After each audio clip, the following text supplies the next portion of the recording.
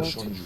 All right. I believe the president and our viewers are hearing you loud and clear. But lastly, on the show, from the very start, you've aligned yourself squarely to the personality of Showore and all of his antecedents.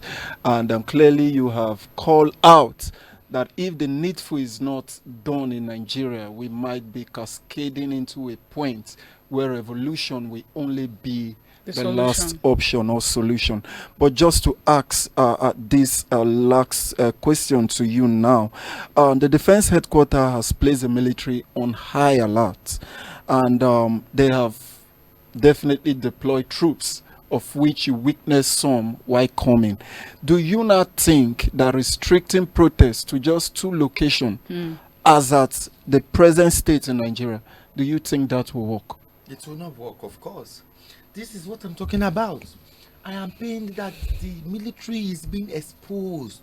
They are just tools. They are exposing our military too much, because these military persons are persons that are supposed to be indoor, awaiting the real issues. As it is now. Not against the citizens. Not against the citizens. As it is now, you are already making the people of Nigeria to understand the strategy of these military people. And the day that the real crisis will come, because they already know how they operate, they would have already laid the ambush waiting. And for me, it is an unnecessary thing. If you do the right thing, there will be no need for us to come out and be castigating you. If assuming that the country was not even working, but at least manageable as of today, I would have at least celebrated some things about today. But how can I celebrate when the people in Kubwa, when the people in Gwagwalada, when the people in Dede, when the people in Kogi State, when the people in Ekiti State, when the people in Ondo State, Osun State, when the people in Lagos State, when the people in Ogun State, when the people in Imo, Anambra, Ebonyi, Enugu and Abia State are suffering, when the people there are carrying their children like this, and the skeleton of the children is out because of Kwashoko, because right now they cannot even farm. If you go to your farm, Fulani herdsmen are there to kill you. If you go to here, you see bandits everywhere. How can we talk about peace in the country when we are not even having the peace? What I am saying, and I keep saying it, is that we must tell ourselves the truth. As at today, we need Mr. President to come out and apologize to all Nigerians, talk to all Nigerians to please calm down, and then synchronize with the forces that controls the mode of production and distribution, so that Nigerians will have a platform that they can breathe on. As it is right now, Nigerians are not breathing in any platform. At all. All the system and subsystem within the social system has collapsed. Yes. People go around frustrated and lamenting, which is not good. And that is why you say that a lot of crime will actually thrive more if care is not taken.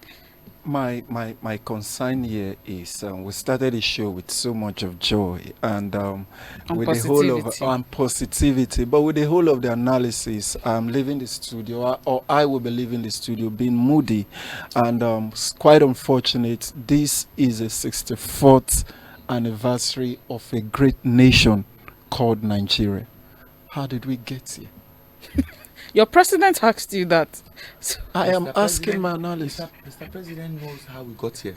President Bola Ahmed Tinubu, he knows how we got here. But I guess he's on selective amnesia mode. Let us stop being fatalistic and ballistic. Let us stop the hypocrisy. Mr. President knows how we got here. He has been in government in 1999, 2004, 2007.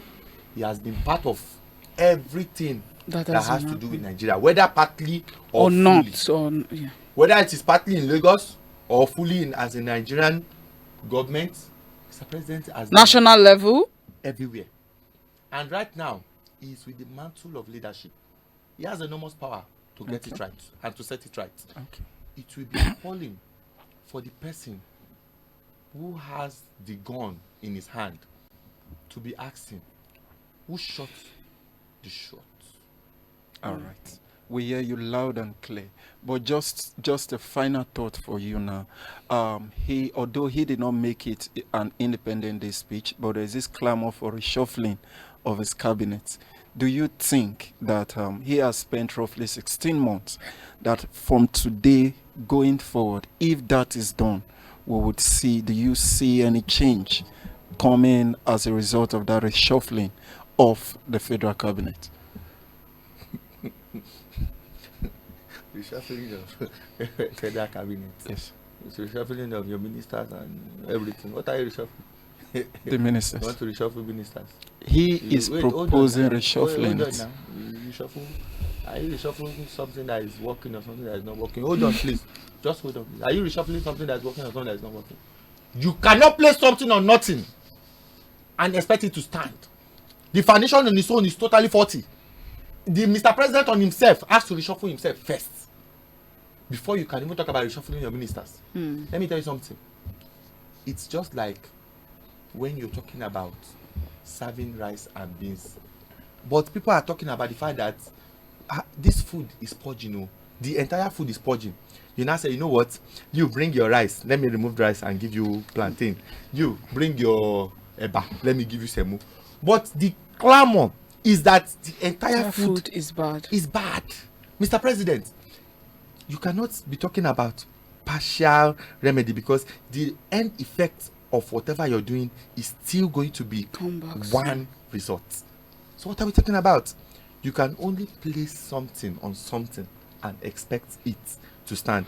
However you place it, at least it will stand. You are telling me now that you want to reshuffle, putting on this table now, you want to reshuffle putting your laptop now on the table, and then you're now saying that hey, you know what, I placed this table here, it fell, but there's no table. I said, let me go and put it there. This round table we are seeing is no longer here, but you are thinking is here, so you are placing it, is falling. Let me carry that, let me go to that side. Even if you go to that side, you place it, it will still fall because there is nothing. But if there was something, if there was a good foundation, which is the president himself, if you place it there, it will stand. If you place it there, it will stand. The only thing is how you want to position it. So if you are talking about positioning so that things can work, how can you say you are trying to position things and there is nothing to even position it in the first place? All right, thank you so much. We hear you loud and clear, and I want to